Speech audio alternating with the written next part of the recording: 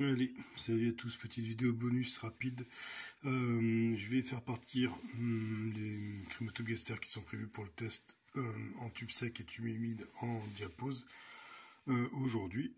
Donc du coup, on va les regarder rapidement. On n'a aucune pour l'instant qui ont pondu. J'en regarde partout. Donc là, ça date du 7. Aujourd'hui, on doit être le 5 octobre, il me semble bien, de mémoire.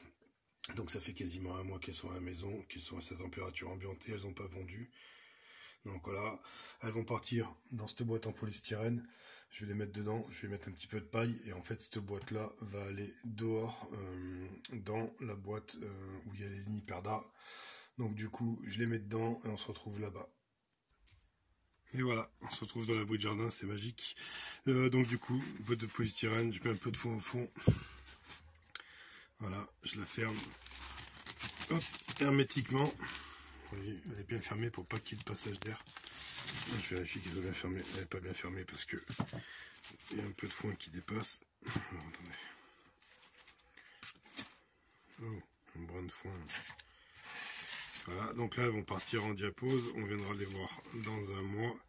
Donc je fais ça parce que j'ai remarqué que dans ma grosse boîte, quand je mets mes fourmis, on a un petit peu frais.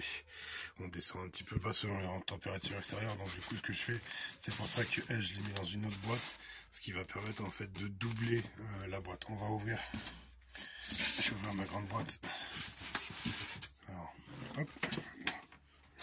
Alors ici, on va pouvoir retrouver les lignes Perda, on va les regarder vite fait en passage. Donc ici, on est à 13 degrés, une boîte qui reste dehors tout le temps.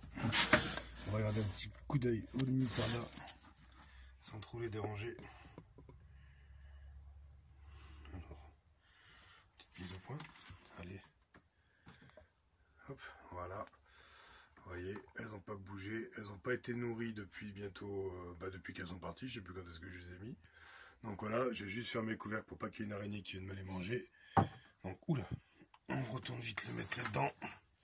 Et donc du coup, dans cette boîte qui a déjà du foin pour pas qu'elle soit en contact avec le polystyrène, je viens y poser la deuxième et je viendrai vérifier. Et il faut que je me range pour que ici, il reste de la place pour les maniquer avec une ADC. Donc je verrai après comment je vais organiser, sinon je prendrai une autre boîte. Et voilà comment va se passer la diapose pour mes fourmis. Les prochaines qui partent, ça sera quelques Crantatus, si bien que je pourrais mettre là à côté. Et ce qui me permettra